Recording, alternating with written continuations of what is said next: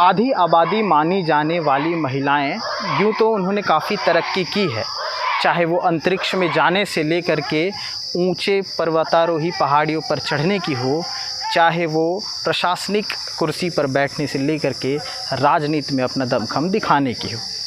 पर महिलाओं के सुरक्षा की जब बात आती है तो कई सवाल मुंह बाए खड़े हो जाते हैं, जिनका जवाब आज तक नहीं मिला।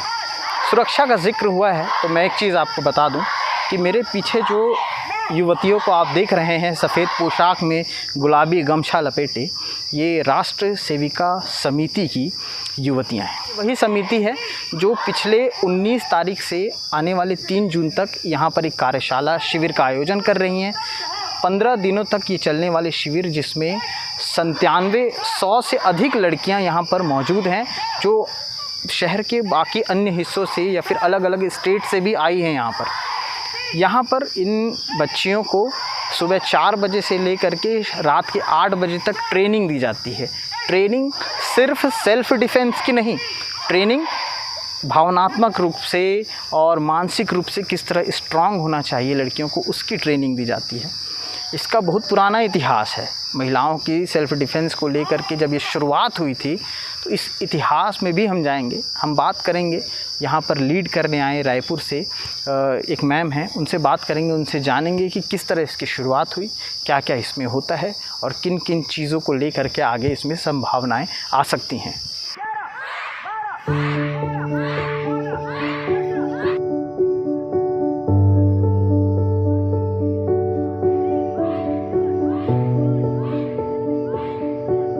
वैसे तो हमारा उद्देश्य है हिंदू राष्ट्र का पुनर्निर्माण। पुनर्निर्माण इसलिए बोल रहे हैं कि हिंदू राष्ट्र तो पहले से था ही, परंतु बीच में जो सब आक्रमण वगैरह हुए उसके कारण जो अपनी संस्कृति है, संस्कृति तो समाप्त नहीं हुई, परंतु जो आक्रमणों के कारण जो हुआ था उसको फिर से अपने को, जो भारत सोने की चिड़िया कहलाता था, तो उसको फिर से पुनः उसी स्थान पर ले जाना, यही हमारा समिति का उद्देश्य है। हिंदू राष्ट्र का पुराना इतिहास है, इतना इसमें सेल्फ डिफेंस उस समय से शुरू था। आज की स्थिति आप जब देखती हैं तो आपको नहीं लगता कि कहीं ना कहीं अभी भी वो कमतर हैं? हाँ, हर चीज़ में आगे बढ़ गई हैं, चाहे वो प्रशासनिक हो, चाहे वो राजनीतिक हो, चाहे वो अंतरिक्ष में जाने के लिए लड़की की बात हो, सब चीज़ में आ गए। लेकिन सुरक्षा के मद्देनज़र अभी भी कहीं ना कहीं सेल्फ डिफेंस में लड़कियाँ जो हैं कम आंकी जाती हैं। जी, क्यों है ऐसा? हमारा प्रयास कम हो रहा है। अभी जैसे आपने बताया कि बहुत लोगों को मालूम नहीं है ये राष्ट्र सेविका समिति, हम प्रचार में कम पड़ रहे हैं, इसीलिए वो इस प्रकार। अभी तो पूरा प्रयास यही है कि ज़्यादा से ज़्यादा लोगों को इस राष्ट्र सेविका समिति जो है इसके बारे में पता लगे। अच्छा, किस तरह संचालित होती है राष्ट्रीय सेविका समिति? आप लोग जब शिविर लगाते होंगे जी, 19 तारीख से यहाँ शिविर लगाए, कब तक चलेगा? 3 जून तक। 3 जून तक ये चलना है। 15 दिन का लगभग ये शिविर है। इस 15 दिन के शिविर में कितनी युवतियाँ बाहर से आई हैं? हाँ। और क्या क्राइटेरिया क्या है यहाँ पे आने का? 97 बालिकाएँ आई हैं। 97, हाँ, अच्छा। और 14 वर्ष से ऊपर की लड़कियां हैं सब, 14 सभी। हाँ, मैंने स्कूल की भी 8वीं से ऊपर की, और कुछ गृहिणियाँ भी हैं अपने। अच्छा, हाँ, मतलब पढ़ने लिखने वाले भी हैं और गृहिणियाँ भी हैं। गृहिणियाँ भी हैं। हाँ। तो उन सबको यहाँ पे क्या जी, सुबह 4:30 बजे से अपनी दिनचर्या चालू हो जाती है। जी, 4:30 बजे से लेकर रात्रि के 10 बजे तक। उसमें माने महिलाओं को शारीरिक, मानसिक और बौद्धिक इस प्रकार का प्रशिक्षण दिया जाता है। गीत होते हैं, खेल होते हैं। हमारी जो 1 घंटे की शाखा होती है, अभी यहाँ वर्गों में अपन 1.5 घंटे की शाखा लेते हैं। अभी 5:30 हमारी 6 से 7:30 बजे तक चलेगी शाखा। तो उसमें दंडन, युद्ध, योगचाप, खेल, गीत, ये सब होता है। और दैनंदिन शाखा जो लगती है अपनी, दैनिक शाखा में भी 1 घंटे की शाखा लगती है, उसमें भी यही सब कार्यक्रम होते हैं। बच्चों को कहानियाँ बताई जाती है। और हमारे बौद्धिक का एक सत्र होता है वर्गों में, बौद्धिक होती, चर्चा होती, कार्यशाला होती है। तो इसमें सब प्रकार का ट्रेनिंग बच्चों को दिया जाता है। आपको कितना साल हो गया इसमें? मैं तो सन 1971 से जुड़ी हुई हूँ।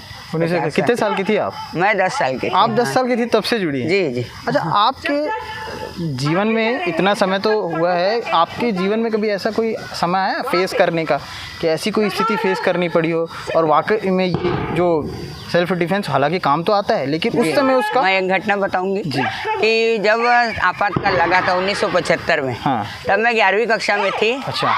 और उस समय हमारे पिताजी भी जेल में गए थे, हाँ।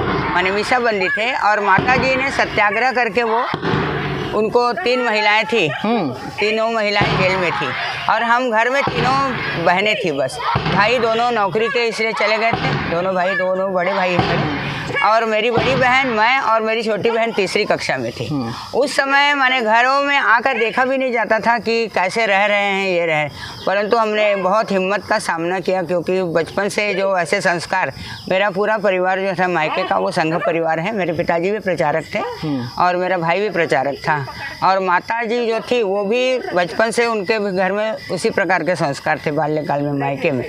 तो इस प्रकार हमको बचपन से वैसी शिक्षा दी जा रही थी कि कोई भी ऐसी परिस्थिति आई, विकट परिस्थिति, उसमें डरना नहीं। और तीनों बहनों ने, हमने 6 महीने के लिए माता जी को जेल में, और पिताजी जो थे वो 19 महीने जेल में थे, तो 6 महीने तक हम तीनों बहनों ने इतने अच्छे से घर संभाला कि लोग बताए ना, मैं इमरजेंसी में, मैंने आपातकाल ऐसा था कि कोई हमको ये भी नहीं था कि कब छोड़ेंगे, इसको बढ़ा भी सकती थी इंदिरा गांधी जी की, इसको मैंने कब छोड़ेंगे पता नहीं था इसका, परंतु फिर भी हम लोगों ने निडरता से उसका सामना किया। ये मेरे जीवन की बहुत बड़ी घटना है। विपरीत परिस्थिति में आप खरा उतरी हैं। जी जी। ऐसी जो लड़कियां हैं जो तैयार हो रही हैं राष्ट्र के लिए, जो अपनी सेल्फ डिफेंस के लिए जो सिखाया जा रहा है इन्हें, ये आने वाले समय में कितना खरा उतरेंगी? हाँ, इस प्रकार का प्रशिक्षण प्राप्त करेंगे, ऐसी घटनाएं उनको बार बार, इसीलिए तो जो अपना अभी तो स्वतंत्रता का अमृत महोत्सव चल रहा है, तो उसमें किस प्रकार विपरीत परिस्थितियों में लोगों ने काम किया, इमरजेंसी का भी उदाहरण हम देते हैं कि आपातकाल में भी कैसे लोगों ने किस प्रकार साहस दिखाया और किस प्रकार काम किया। इस प्रकार की बच्चों को बातें बार बार बताने से उनमें सेल्फ डिफेंस आएगा। और तो आपको नहीं लगता कि हर कॉलेज और हर स्कूल में ऐसा, उस प्रांगण में ये सिखाया जाना चाहिए? हाँ, सिखाया तो जाना चाहिए ऐसा लगता है, परंतु वो संभव नहीं है। कुछ उनके भी कुछ बातें रहती हैं। हाँ, विचारधारा। अच्छा, राजनीति विचारधारा से हमेशा जोड़ा जाता है आरएसएस को, या फिर ऐसा क्या है, हमेशा एक छवि बना दी गई है कट्टरता वाली?